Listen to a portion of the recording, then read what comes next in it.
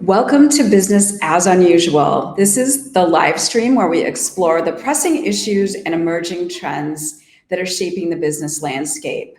We're going to start in just a few minutes. So if you do have questions, I know this is a pretty interesting topic that we've been getting a lot of buzz from. So please add them to the chat, and I'm going to try to get to all of them during today's session. I'm Kathy Steele. I'm the CEO of Red Caffeine, and I will be your host today. For those of you that are not familiar with Red Caffeine, we are a growth consultancy. So we build and execute go-to-market plans for ambitious mid-market organizations. Our service offering includes a fractional team that is led by a senior level marketing executive, and that enables a business to scale rapidly without hiring a wide range of full-time staff members. So I had the pleasure of meeting Gary, our guest today, last year. We were both speakers at a cool conference in the commercial painting industry space. And I honestly had the good fortune of interviewing Alec Kennard, who participated on my growth panel, and he is now in the CEO officer role at Gray Days after Gary went through his ESOP. So it was pretty interesting to meet Alec and Gary and kind of hear the life cycle of that story. And so to me, it occurred to me that, as a business advisor and as our team of growth consultants are working with so many organizational leaders in the mid-market, we are sort of experiencing what they call the silver tsunami firsthand. If you haven't heard of it, it's really a phenomenon that's happening around us. There is a large generation of baby boomer owners that are going to be retiring. They're going to be succeeding their business in some way, shape, or form. They're selling or closing.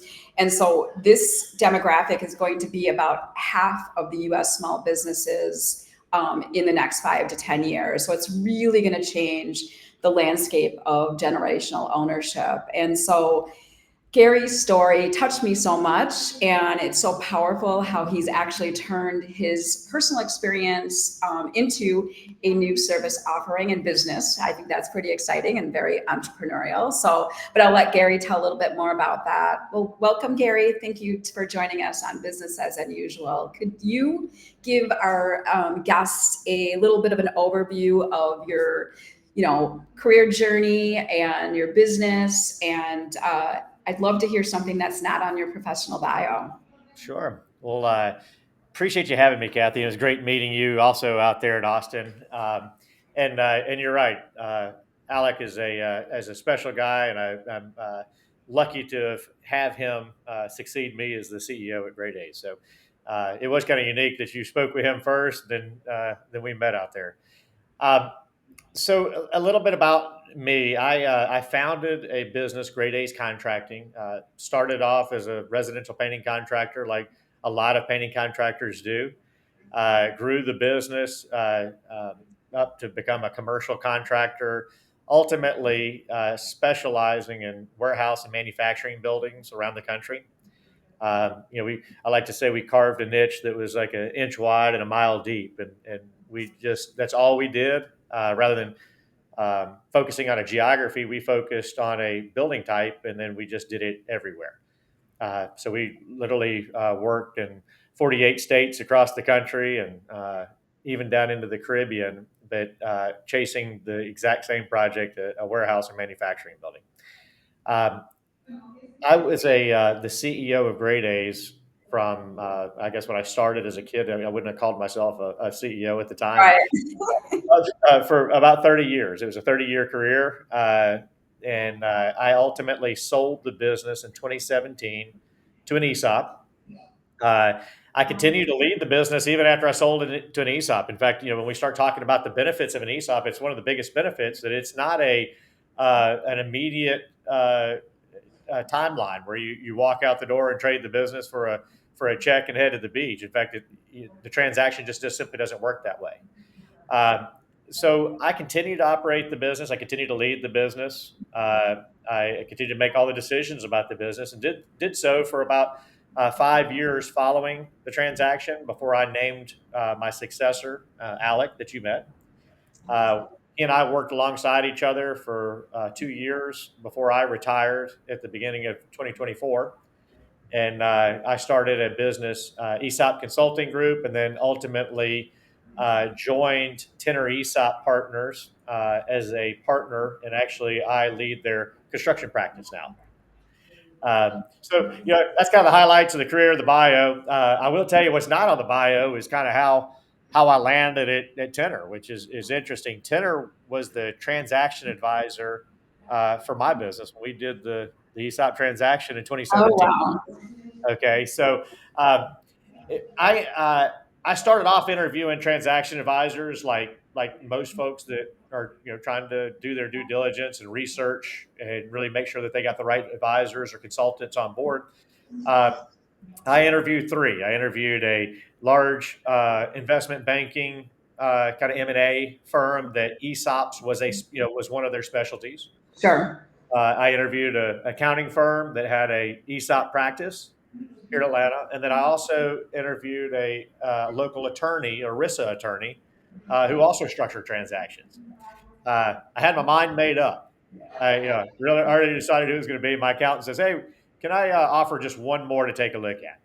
And reluctantly, I said yes. Interviewed. Thank goodness I did. It was Tenor, and that's the one I landed with. So kind of serendipitously, they became the advisor, and then here I am, 7 years later, a partner in the firm, and then helping other business owners learn more about ESOPs. Yeah, that's so cool. And I want to make sure we preface it that, while your expertise is in, the commercial painting and that segment, you are working with other organizations as well. And ESOP Absolutely. is nuanced, but there's some general pieces and parts that would happen during most every transaction. You're going to talk us through Oh some of that. yeah, regardless of the industry that the business is in, we've got a framework that we have to kind of play within. We have a whole lot of customization inside that framework, but it applies to all businesses. Uh, Right. at Okay. Tenor, we do everything from consulting firms to accounting firms, food, beverage, transportation, construction. Now, we have a very deep expertise in construction. In fact, I would say that the majority of the transactions that we do annually are in the construction world. Um, I don't think that that's for any other reason other than there's just a lot of momentum in the construction business towards You're ESOP. right. Yeah. Uh, I like to say that the ESOP is kind of a people's transaction, and construction is such a people business. What we're selling is our people's ability to go out there and deliver an experience every day and work a little bit harder than the next guy. And what better way to transition ownership except to those people that are doing it every day, and Right. Right. teach them how to how the job that they do in that field, how it turns into value into their retirement accounts. And so it's a natural fit in the construction world. Um, I would say that one of the biggest challenges in construction is finding good people, Yeah. Yeah. and So ops are a tool for that. absolutely. I think manufacturing is, I mean, a lot of the industrials are similar. So I kind of You're lump absolutely right. manufacturing into that space. So Yeah, let's kind of start it at that really high level, because honestly, while I do feel like ESOP is widely recognized as an option, it's talked about a lot. I don't know how much knowledge base there is around it. I'd love you to kind of start us there, tell us what an ESOP is. sure. We like to really frame out the fact that, businesses are an asset in an owner's portfolio. So, Mhm. giving options for that asset to be optimized or be sort of transitioned. So, talk about what an ESOP is, sort of provide an overview of other exit Mhm. strategies, and then, love to hear you talk a little bit about what are some of the pros of an ESOP versus what are some of the cons of an Yeah. ESOP. Yeah, absolutely. So let me just start with there are a whole lot of options out there. I mean, starting with unfortunately liquidation, which is unfortunately what a lot of businesses that don't take the time to understand what their options are left with. When they don't take the time to find out and learn more and act at a time of their career when they still have some gas in the tank, Right. then they're left with only one option, which unfortunately is close the doors and liquidate the assets, which obviously provides the least amount of value. It's going to extract the least amount of value for the investment, as you put it. That's probably the largest personal investment they have is that business, Yeah. and just due to just timing. I think it's kind of shocking to me, but I was talking to the board chair of a local manufacturing association here in Chicago, and he said exactly that. There were like so many owners that just even had no idea that there was any value in their assets. So like just there's just so much of a gap in education. So that's why I'm excited to hear more. Absolutely. But when we look at exit options, they kind of fall into two general buckets. You take out the liquidation piece, they falls into two buckets. One, we can either sell outside, which is going to be maybe it's a financial buyer like private equity or a strategic buyer, somebody maybe it's a competitor or somebody that wants to add on a service that they really want to get into what you do or into the market that you're in, and they're willing to pay a premium for it. And that's what we would consider a strategic buy. And then there's internal options. We can sell to key employees. Maybe the key employees come to us and say, "Hey, we'd like to buy you out, a management buyout," or maybe it's a management buy-in where they just want to buy pieces and parts. In fact, uh, for me, that was initially my exit strategy. Was the idea was a management buy-in. I felt like when I started Grade A's, I had a couple of really great key employees along the way that helped me build that business. Um, the way I wanted to keep them was I wanted them to buy into the business and become owners of this business. I really feel like when you're into construction, that's one of the great things about construction is when you start, you typically start at the bottom, you work really hard, and then you eventually have a dream of owning your own. And to me, it felt like the best way to keep that talent on board was to sell small pieces. Um, in hindsight, it's so obvious, but it falls apart as you start to sell shares, and as the company grows, those shares become more and more valuable. And all of a sudden, you're selling a very small amount, almost an inconsequential amount of shares for a whole lot of money. You're putting the debt on a personal balance sheet that may not even be able to accept that debt. And so I started to recognize that that's probably not going to be my ultimate exit strategy. Works really well in the beginning when it's a small company. As the company starts to grow, it starts to become a little harder.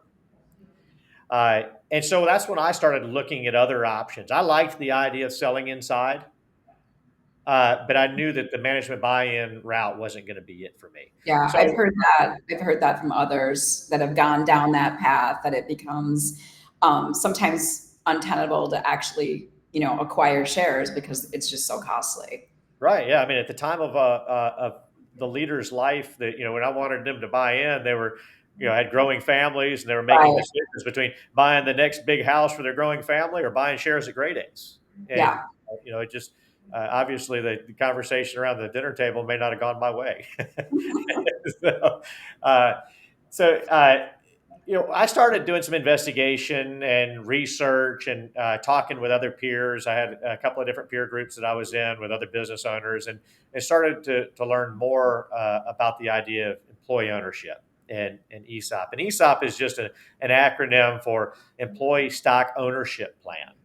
And I started to learn more and realize that this may be the answer for what I was looking for. It was going to be able to give me the ability to keep the team together and preserve the culture that I built, but also get fair market value for the shares that I was selling. Be able to de-risk and take some chips off the table, but do it Right. on my own timeline. That was important to me.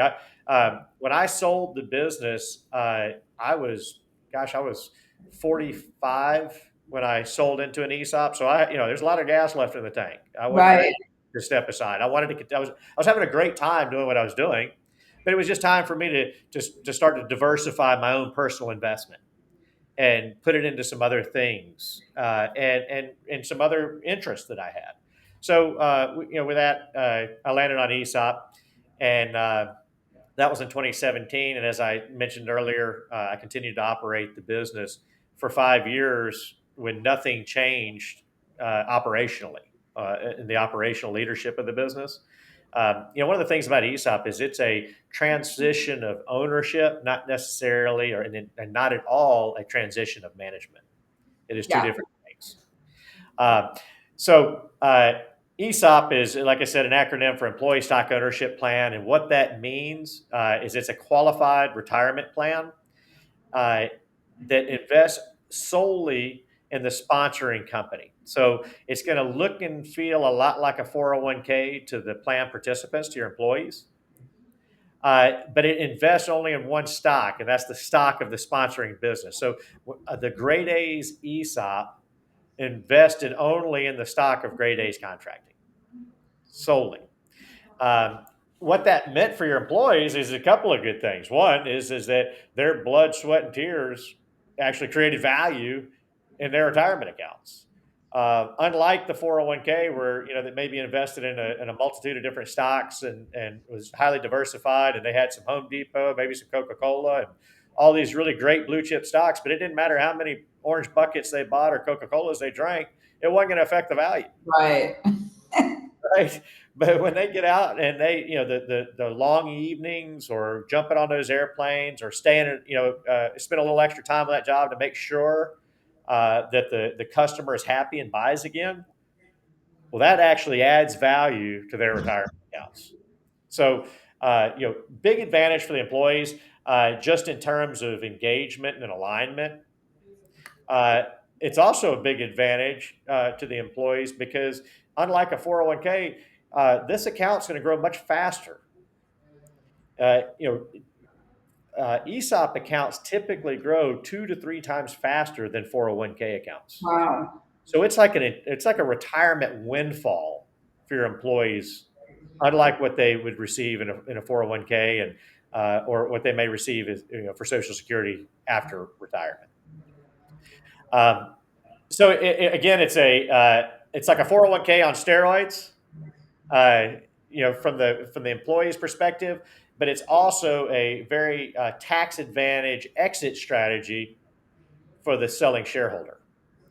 And so when I start talking about advantages, first and foremost, it's a retirement plan. It's a qualified retirement plan, which means it's we're going to have certain rules that we've got to follow, and that we can't break, and that, it's just like your 401k.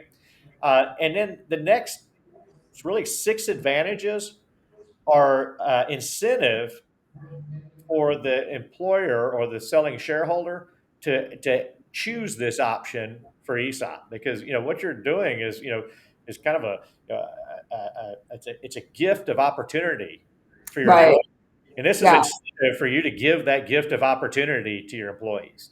As you see on the screen, we've got a number of advantages. First and foremost, like I said, it's a qualified retirement plan that becomes a windfall for employees. Uh, the second benefit is that the shareholders are going to receive fair market value for their shares. So one of the misconceptions that we often hear is that you have to sell your shares at a discount.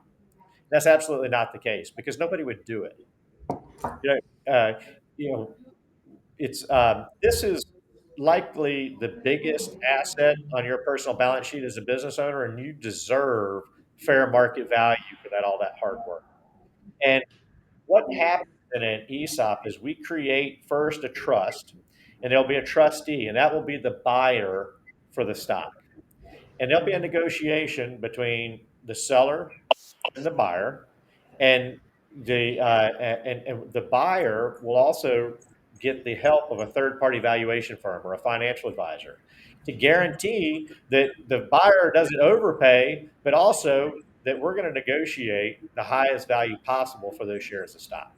And that's what a transaction advisor does. That's what I do now, is that I ensure that we are getting the maximum value for the selling shareholder when we're negotiating that transaction with the trustee.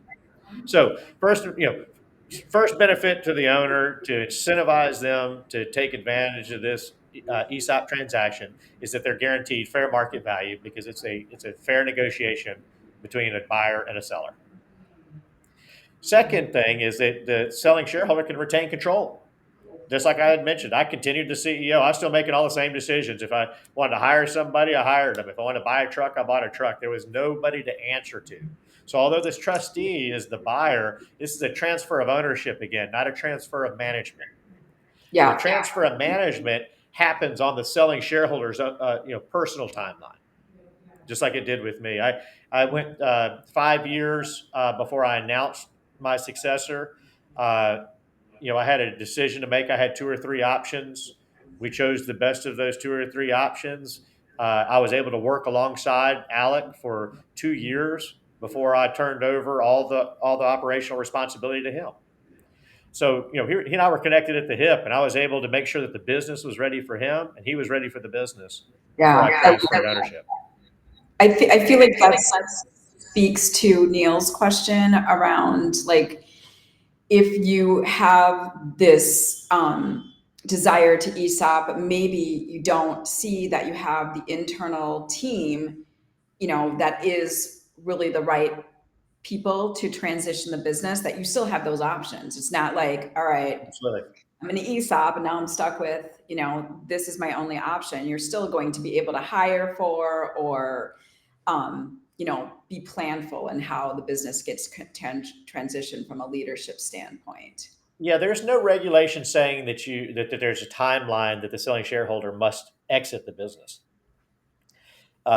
We deal with business owners. I talk to hundreds of business owners every year. We do a number of transactions every year, and every single one of them is a little different. We have some that are interested in a quicker transition of that responsibility. Maybe they already have the team in line, and Right. they're just using this as a financial way to get paid, de-risk, take the chips off the table, and then and move on through management succession pretty quickly. And we have others that maybe they don't have a plan quite yet, but they're ready to start de-risking, and they're ready to use this as a tool to help them in that succession plan. These transactions are highly customizable. Just like the business owners that come in, there's a everyone's got a different story. So these transactions we can do 30% sale all the way up to 100% sale. Okay. We can Right. So there's some variability into how much stock actually gets. absolutely. Absolutely. Uh, there's also, some customization of the plan itself. I mean, there's going to be a framework. We've got to treat everybody the same. We can't discriminate between employees or anything like that. Every W-2 employee in the business will participate in the ESOP. So it's not you can, some do and some don't. It's just like your 401k. You have to offer it for everybody. But there is some customizations that we can do inside the plan, whether it be vesting schedules or time before they are permitted into the plan. But again, if we have a 1 year wait period, it's a 1 year wait period for everybody. So Yeah. again, being a qualified plan, there is a framework that we must follow, but there's a lot of customization. There's also a lot of customization in the transaction itself and how we, whether we take on some bank debt and leverage it, or maybe the selling shareholder prefers to take, 100% seller financing of the transaction. So, there is every deal is a little different, and if you have a good transaction advisor that listens to the objectives that the selling shareholder is trying to achieve, then we can accomplish most of those through an ESOP. Okay. It's a much friendlier transaction, unlike what you would do selling to a third party, where the third party is going to dictate a lot of those terms, what they're willing to do for this purchase. In this case, it kind of flips the script a little bit, where the Yeah. selling shareholder has a lot more control over this transaction. Yeah, Uh, I feel like, a lot of companies, we've been financially transparent, so we have a lot of relationships with other organizations that are great game of business players, and oh and, yeah, and it kind of there's a lot of appetite for ESOP when you are already sharing those kinds of details and you're expecting that kind of owner mentality and really making sure people are clear on how you go to market, how you make money, those kinds of things sort of set up well for that employee ownership culture. So, but I'd love to just hear, like, I know there's a lot of negative, sort of PR around ESOPs. I don't think I feel like I've heard it as much recently. So could you talk through some of the disadvantages, there that, we should have on our minds as we're considering all the options? Sure. Yeah. One of them I sort of touched on just now is that the biggest uh, downside to an ESOP or disadvantage over a third party sale is that you will likely not receive 100% cash at closing. Well, Uh, and then just let's clarify that sometimes you don't receive 100% at exit in a that's right. selling to a strategic or private equity. I think that, Most times, I would tell you that you're probably not going to get yeah, full there's cash there's at some closing. contingency That's right. baked in. Yep, that's right. Exactly. In an ESOP, uh, the the the the liquidity at closing is dictated by the leverage we put on the business. Okay, so we'll do a transaction, and then we will go out to the bank to leverage that transaction. That's what actually creates the liquidity at closing, or the cash at closing, is how much cash we can get from the bank. That's what creates the cash closing. Um, the uh, the selling shareholder at closing is going to be paid really kind of, they're going to receive three different things. One, you're going to receive an interest bearing note at closing. So at that point, the selling shareholder can decide whether or not they want to go get bank debt, and that'll decide how much cash. So they could potentially have some cash at closing, an interest bearing note at closing, and then the third piece of this financing is a thing called a warrant.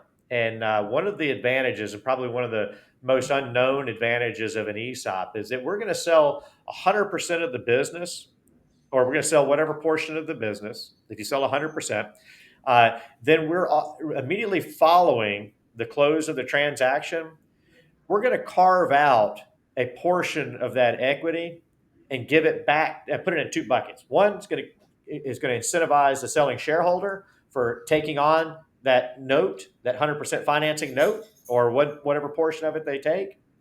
And then the other bucket is going to be put in a bucket of synthetic equity we're going to use for management, key management personnel, to incentivize them with equity awards.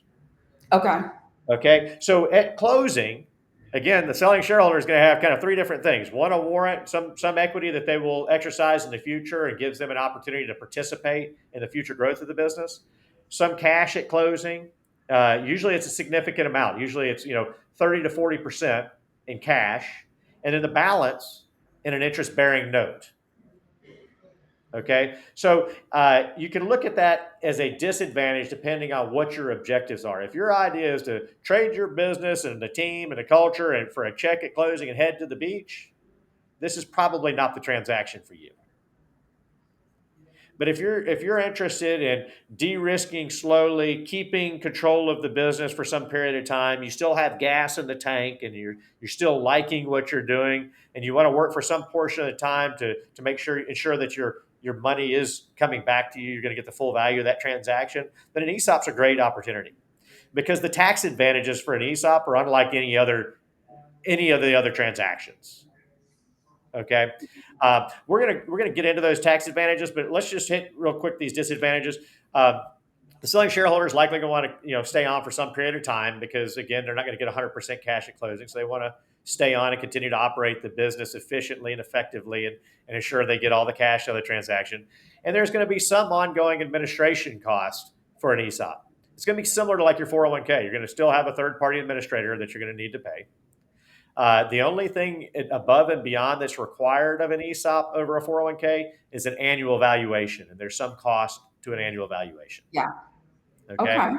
Okay. We also recommend a trustee uh, that you would also hire on an annual ongoing basis, but it's not a requirement. You can be Okay. your own trustee, but we will always recommend that that's a good idea. And I can tell you the ongoing administration costs are easily offset by the annual tax savings. It's a drop in the bucket compared to the annual tax savings that you're going to see in these transactions. Yeah. Well, I love, the setup. I think one of the things that I loved about your talk in Austin was this business case that you really, kind of broke it down for us. Kind of what kind of criteria fits an ESOP. So like what's the threshold of being really ready for that type of transaction? And so like, would this be a good time to sort of step through that business case? Yeah, well, you touch on something before we hit that business case. What size business? I'll start with telling you that there is no regulation that says that a business has to be a certain size to be an ESOP. It's really it really comes down to more of a financial decision because it takes a village to close an ESOP transaction. I mean, what we're doing in an ESOP transaction is we're creating the buyer for the business. Okay, and in doing that, we're going to have a buy side, and then we're going to have a sell side. The sell side, obviously, is a selling shareholder, a transaction advisor, somebody like what we do, that's going to represent that selling shareholder to ensure that they get maximum value for the transaction. We're also going to do a lot of the modeling and all those sort of things, and then we're also going to have an attorney on our side representing our side. And then we're going to also create the buy side, which is a trustee that we will negotiate. That's the actual buyer that we'll be negotiating with. The trustee will have a valuation firm that there's an expense there. And we'll also have a third party administrator. So what I would tell you is that all those professionals, that village of professionals, believe it or not, everybody wants to get paid. So there's a a certain size transaction. It's about $1 million in EBITDA that becomes or net income that we will recast to an EBITDA, and about $1 million is kind of where it starts to make sense. Two Okay. million dollars, it's a no brainer. Okay, but $1 million edge case just depends on the business and the objectives of the selling shareholder. But once you get to $2 million, the tax savings, it's almost a no brainer that ESOPs make sense, even with the fees. Okay, so this business case, we just took a kind of that minimum transaction size that becomes a no brainer, and I'm just going to point out a few key points in the transaction. So we're going to assume this business is a $2 million EBITDA or $2 million in cash flow annually in the business. Okay, so EBITDA earnings before interest, tax, depreciation, and amortization. So we're going to take out all the taxes, all the interest that the business might be paying, everything to try to compare, a real number, real earnings of the business, regardless of the structure of the business. $2 million. And assuming that $2 million, assuming we would get somewhere between a 4 to 7 multiple, which is kind of a general multiple for Yeah. privately held businesses in this size range. And this is just this is a very general case. So I'm gonna give you the disclaimer that this is a very general case, depending on the business and depending on all the debt, all these different things. Let's just say $2 million business that this transaction is worth $10 million, that we can sell this business for $10 million in enterprise value. $2 million times 5 multiple. If we were to do that, and one of the big benefits of an ESOP is there is a possibility, if it's structured correctly, that this selling shareholder could elect a 1042 IRC 1042 exchange, which is very similar to like a 1031 exchange in real estate. But if they get a Okay. 1042 election, then we could permanently or at least defer capital gains for the life of the shareholder by reinvesting the proceeds of this transaction into qualified replacement property. This is kind of like you do in real estate, where you reinvest the proceeds from the transaction into another investment. Very similarly, what we would do in an ESOP. If the selling shareholder elected that would save them $2.35 million in taxes. Just the Wow. capital gains, federal capital gains alone, before state capital gains. So my friends up in New York or out in California, this becomes a $3.5 million savings. Wow. Yeah. So when you compare the transactions between a third-party sale and an ESOP, you also have to consider, it's all about net proceeds. How much money am I Right. going to put in my bank account? And if I could put $10 million versus $7.65 million in my bank account, that's a big advantage of an ESOP. Sure So is. potential tax savings, selling shareholders, electing a 1042 could potentially save $2.35 million, putting a full $10 million in their bank account.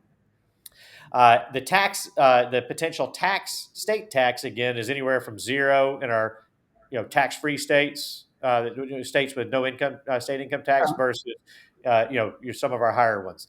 Um, the company also receives a permanent annual savings. If we close this transaction and the business continues a 100% ESOP owned business with an S corp tax election, the business ultimately becomes a for-profit tax-free entity, meaning they don't pay any corporate income tax ever again, and that's a Super permanent tax saving, interesting. right? Uh, in this particular case, I'm assuming that the business owner in this $2 million cash flow business is probably distributing about 40% of net income each year to the selling shareholders or to the shareholders. And then they go in, they pay their personal tax bill, whatever's left over in that 40%, which is probably not a whole lot, becomes their sort of annual distribution bonus each year.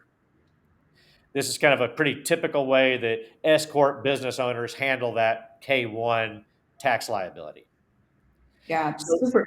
I think this really simplified, it for me, and it gave sort of a structure to the idea that I hadn't really seen anybody do well prior. So I love that you talk through the business case, kind of talk through the base case of what you would need to have in place, and then I think that things like a 401k, like you can still have other oh, kind of absolutely. benefits for your employees, but now they're also getting the benefit of an ownership stake in the business.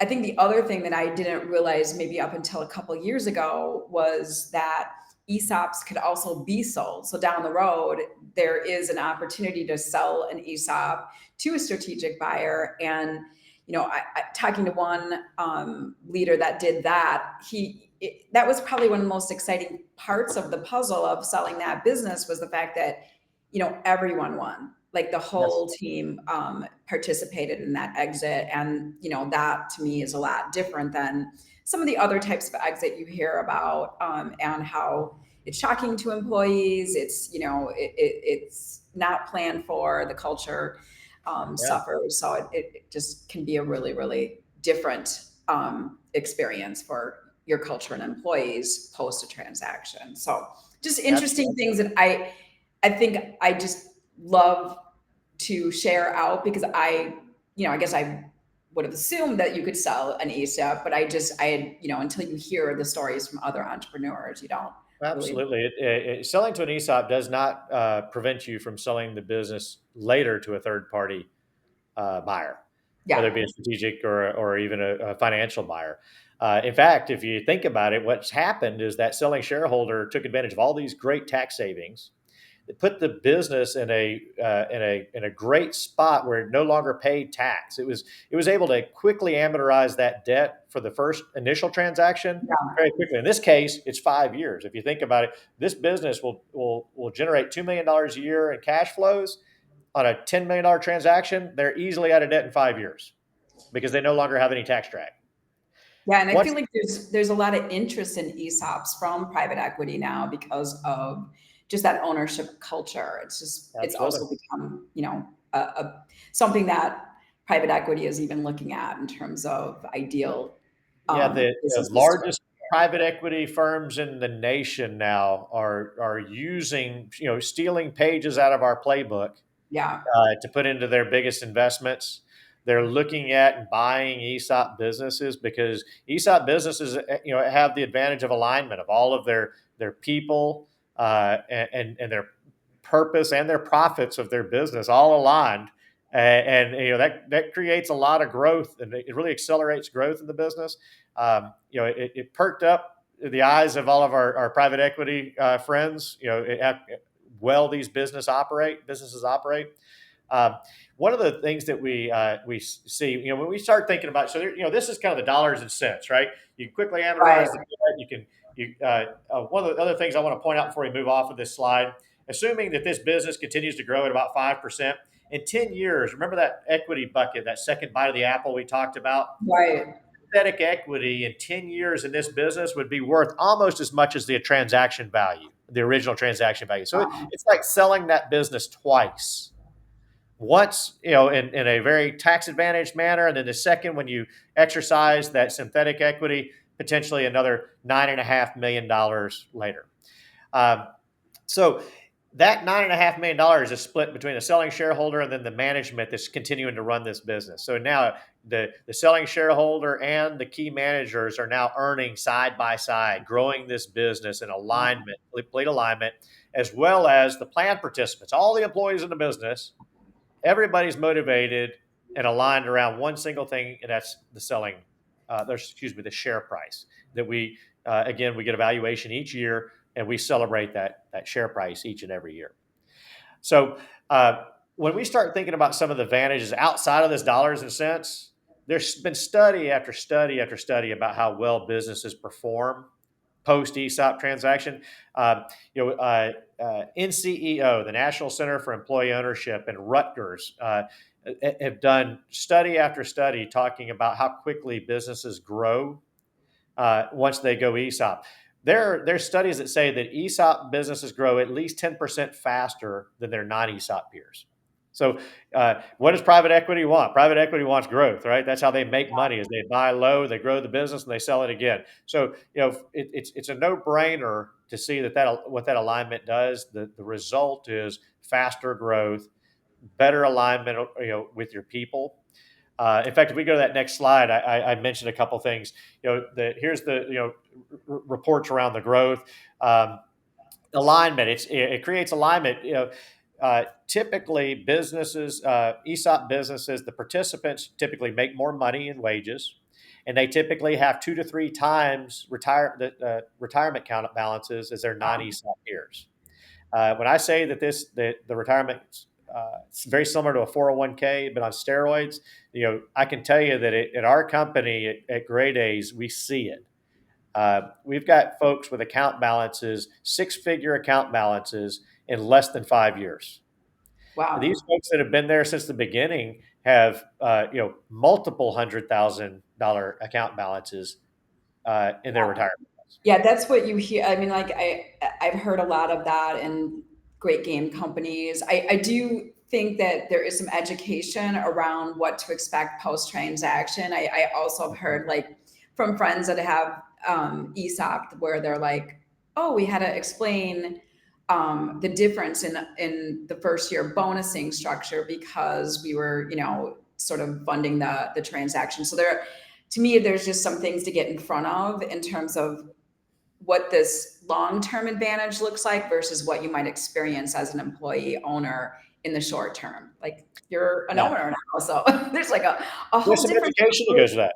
Yeah. Yeah, there's definitely some education. I mean, think about all of us that have been running businesses for all these years. We sort of have the curse of knowledge. We know Right. all this stuff, but your employees don't necessarily know that. So, what I would tell you that when I think of some of the things that looking back when right after the transaction that I wish I had known is that how much communication is required following the transaction. Yeah. There is some training involved with your people.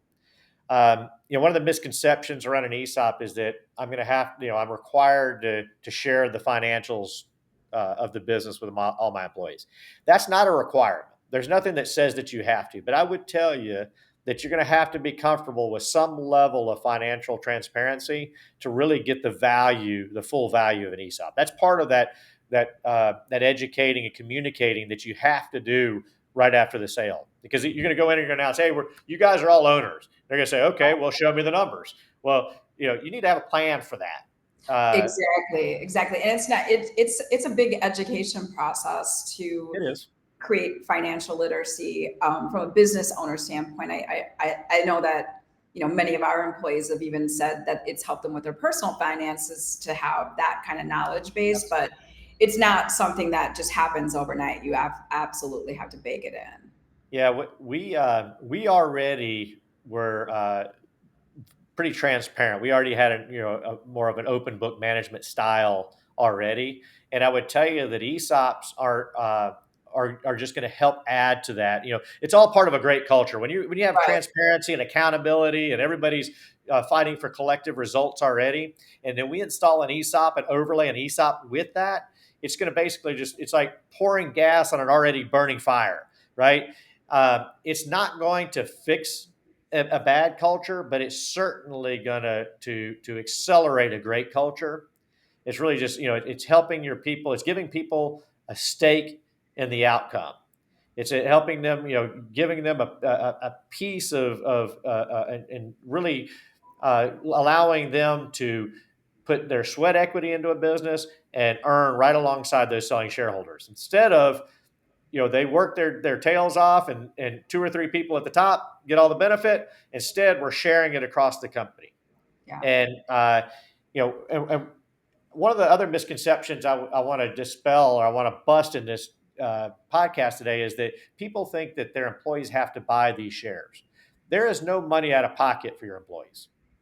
The shares are given to the employees over time, over a long period of time, and it's based on total compensation. So a person that makes $250,000 a year will receive 5 times more shares than the person that makes $50,000 a year. Okay. Okay, so the shares are given over time, and it's based on total compensation. Uh, those folks that are they put shares in their account, and then each year the share value grows, and each year they get additional shares. So that compounding effect is what allows these accounts to grow so quickly. And it's a lot of talking about, a lot of projecting, a lot of over communication in that first year to help your employees understand that that's the case and really see it, because you don't see anything the first year. And as we know, everybody Right. wants to, they want to know the day you tell them you're an owner, it's like, okay, when do I get paid? Yeah, you're not going to get paid the first year, but you stick with me, and there's potential for you to retire in a very much better position. Uh, we're adding to something that we already have. What I tell or what I recommend is that when people do an ESOP, don't take your 401k away. Leave everything they have. This is adding to it because the one of the toughest times is that first 1 to 2 years when account values are just starting to grow and they're starting to add shares, and before this compounding really takes effect. And you need to leave everything in place and let this become incremental addition to what they already have. Uh, Right. Right. so, looking back, that was one of the things that we did right, is that we didn't take anything away. We didn't adjust anything. We certainly didn't adjust bonus structures. We didn't take any 401ks away. We didn't take profit sharing away. All that stuff stayed in place. And I would tell you, it's still in place today. We Yeah. still today have a 401k plan. We have profit sharing, and we layered on the ESOP so that our employees they have really good opportunity for retirement now that Yeah. they would have never had going anywhere else and working anywhere else. And that's allowed us to really retain so much of our talent at Great Ace. Yeah, and it's not really common, I would assume, in the type of business that you're in. Even, if you own your own business, if you're not doing the work, you're likely not earning a paycheck. So I think that this does position people for a different type of personal exit as well as the business. Oh So yeah. Gary, I'd love, I want to make sure we have time to run through, some of the elements of the process. So can Yep. you talk us through what the process looks like, and then we'll kind of talk about the timing of the process.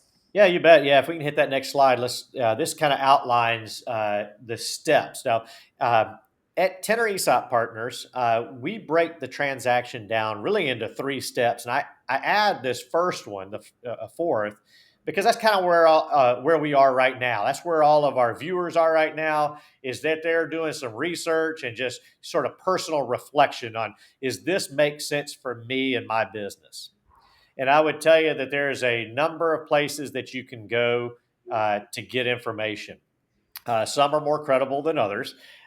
You're gonna find all kinds of misconceptions on the internet. In fact, you and I were just talking before this webinar that a lot of the stuff you read, you hear about the failed ESOPs. You can find information on those. You find less information on the wildly successful ones. But I'd point you to there's a number of them. Publix is a perfect example. That's the largest ESOP in the world right now. Is Publix. Wawa is another one that my Northeast friends love. Everybody loves Wawa. Yeah. ESOP transaction. But then there are besides those big ones, there are thousands of other ones across the country. That previous slide said there was 7,000 ESOPs representing 14 million people. One of the funny things to prove a point you were just talking about, that number stays pretty much the same, about 6,500 to 7,000 ESOPs. And I used to scratch my head. Why is this? Why didn't this number just explode like I would expect it to? It's because for every ESOP that is created, another one is bought or Yeah. combined. Because to your point, Yeah. ESOPs run very effectively or run very efficiently, profitable businesses, which makes them very attractive to buyers. So just as many that are being formed, there's just as many being bought in every year. So that sort of stays flat. Got Uh, it. so step one, research. Go out to the NCEO, National Center of Employee Ownership, nceo.org. Take a look at our website, tenoresop.com, or contractoresop.com is another one of our websites. Tons and tons of information, some light reading there that'll help you. But our first step, it's all about research, personal strategy. And then from there, if you would like to move forward, then we would do is we would put you through a 3-phase process. First step of this process is modeling and analysis. This is really for us to, it's almost like a dad joke, but I'm going to paint you the perfect picture of this transaction in this modeling and analysis phase. This is where we will take the projections from the selling shareholder. They'll tell us, okay, this is where we think the business will be over the course of the next 5 years, projecting revenue, cash flows, tell us about the business, and we're going to provide them with a model and an analysis of the entire transaction. There's going to basically be 3 deliverables with this phase. First deliverable is a model of the entire transaction. What we think the value of the business will be over the course of the next 5 to 10 years, what the tax savings would be for that business, how the transaction would look compared to a strategic buyer or a financial buyer. And this is going to be a kind of an iterative process. We're going to go through multiple scenarios. And we're going to want to pressure test the numbers, high numbers, low numbers, so on and so forth. So that's the first deliverable. Second deliverable is we will also provide you with a floor value for the business, what we can sell this business for. And then the third one, we'll go out and do what we call a soft finance raise, and we can provide you with how much liquidity you can expect at closing. So it kind of answers, your 3 threshold questions. How quickly can I get out of debt? What's my business worth? And how much money am I going to get at closing? That's step 2, what we call our stage 1 modeling and analysis phase. This again is an iterative process. We'll run a number of scenarios, and then we will move into what we call the due diligence phase. This is where we start to assemble that buy and sell side team. That phase ends with a negotiation between us, where we as a transaction advisor represent the seller, negotiating with a trustee, and we land on the value of the business. And then we have another decision point. And do we move forward? Once we decide that, hey, this is good, I got what I want, we move into the final phase, which is the closing and the phase and the finance raise. We run both of them in parallel. The closing phase is basically where we're going to write up plan documents. We're going to paper the transaction. And in parallel, we're also going to do a finance raise, go out to our network of banks, solicit term sheets to get you the best financing possible. So if we'll go to that next slide, let's talk about kind of the timeline. So research, personal strategy, steps into modeling and analysis. This can be as quick as 30 days. When you come to us and you say, here are our projections, here's all the information, we'll send out an information packet, about a 3-page packet. You'll send that back to us.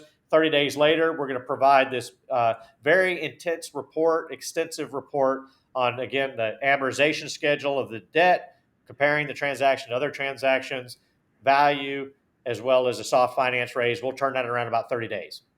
But we will run as many scenarios as you like up to a year in that phase. And there's no obligation to move forward with a transaction. This is just, again, just giving you all of the answers so you can decide, Yeah. do I want to move forward? Then we move into the due diligence phase. This is about 30 to 45 days. This is going to feel like a second part-time job. Okay. Uh, Tough process, just like it is with a third party sale, but a whole lot less evasive or arduous than it would be with a third party sale. It's a lot quicker, a lot more efficient, but we create a data room. We populate the data room with all the documents to support the model that we created in phase one. Decision point, once we end that with the negotiation of value with the trustee, there's another decision point, and we move into the closing phase again, 30 days. So end to end, typical transactions, we can run 90 to 120 days in a typical transaction. 90 days to 120 days following that modeling. Once you're comfortable, we get the structure that works for the selling shareholder. Because again, every business is different. Everybody's objectives are a little bit different. So that's kind of the overview of the transaction. It's a much quicker, more efficient, much friendlier transaction than it would be with a third party sale. It's a lot less disturbing as well or interruptive to the business itself. A lot of times what we see in third party sales, and I'm sure you can speak to this, Kathy, is that we see a whole lot of time and effort fall apart at the closing table. Right. I mean, time kills all deals. I even, probably like the tighter end of the transaction happening versus it extending out to a year, because I know business owners, we get caught up in other things, and Right. it's I think it's something you want to stay on course for once you've made the determination and done that initial modeling. I think it feels like pull the trigger, don't sit and stew too long. You're absolutely right. And there's also some risk in timing, right? A lot can Yeah, happen in the world in a year. So, exactly. Yeah. a lot of things that are outside of our control that affect value. So, to your point, yes, but we can move as quickly as the selling shareholder cares to move. Yeah. Well, Gary, I know we're running out of time. I'd love to just get a final thought, like, from you, based on your experience in helping others. Like, what would you leave our guests with today, just kind of as a final thought? Yeah, so I would tell everybody as a final thought, regardless of where you are in your business career, uh, start thinking about an exit option. I mean, it's starting with the end in mind. One of our jobs, our biggest job as a CEO or a business owner, is creating value, and one of our biggest challenges is how we're going to unlock that value. And you got to start early. It's not something you can do when you're out of gas and you're ready to hang it up, and then it's time. Now I'm going to start thinking about how to unlock this value. You've waited too late. Even as quickly as this transaction can be done, you still have a lot of time just in your own personal strategy and your own personal research, understanding what you need to do. So I would just tell you, start early. Reach out to professionals that do this, get advice, and really think about what's going to get you what you want. Yeah. If you're looking to trade a check and head to the beach, then maybe we want to talk to somebody else. If you want to start de-risking over time, you want time to execute on a succession plan, build your bench to create a succession plan. You can start de-risking early through an Yeah. ESOP transaction, continue running the business, and remember, you still get to participate in that future value growth. Right. I love, multiple bites of an apple. That's always a very appealing option, and not having to like exit quickly. So, Gary, I want to give people an opportunity to see how to get connected to you.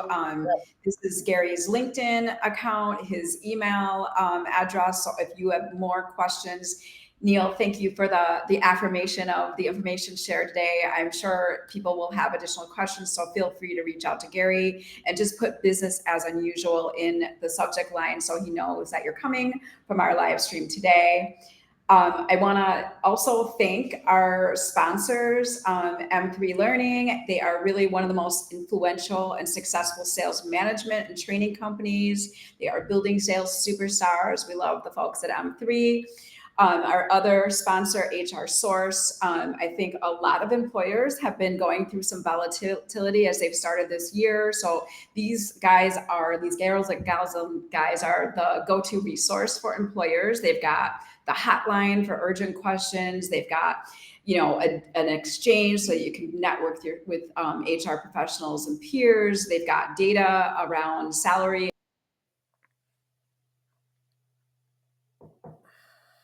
augment or replace a role that you need in your HR team. So great people at HR Source.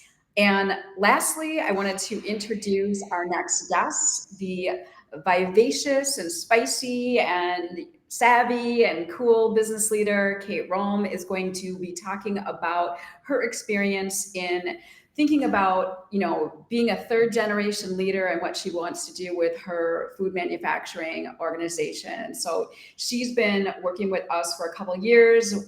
We don't frequently do this type of thing, but she's going to share her story around really that decision to take the business to the next stage of growth versus sort of the alternative of what's going on in the food manufacturing and the manufacturing space, where lots of other owner operators are choosing to sell to PE versus scale their organization. So we're going to talk a little bit about how actually positioning her organization as a family-owned and operated business is setting her apart from her competitors. We're going to talk a little bit about her brand and the consistency of it showing up has set them up well for both acquiring customers and acquiring new employees. We are going to talk about how we've dug into sales and marketing strategies, really understanding and helping them build a scalable process to focus on acquiring more blue chip accounts. And then I think the really cool thing about Kate is telling the story about the intangible, how this effort has really impacted her internal culture, and it's boosted the morale of the team to really take the team along on this sort of repositioning exercise, this new go-to-market or grow-to-market, as we call it, exercise that they've endeavored upon. So excited to share this story and feature Kate next month. Gary, thank you again. I really, really hope that people got a lot from this session. I feel like you shared a ton of information. I learned some new things that I didn't learn back in October when I first heard you speak. So thank you so much for being a part of BAU today. Well, thank you. Thanks for having me. I know it feels a lot like sipping out of a fire hydrant. It's a lot of information. Please reach out with any kind of questions, anything I can do to help the audience. Happy to help. Kathy, thanks for having me on your show. Oh, absolutely. I really, again, thank you for joining me. It was an exciting and it went really quick. So just as we wrap up, I just, want to say that if you've got another question about growth or succession, reach out to Gary, reach out to one of us at Red Caffeine. Happy to talk to you more about what's going on with your organization. And then until next time, let's continue to challenge the usual. Thank you. Thanks for having me.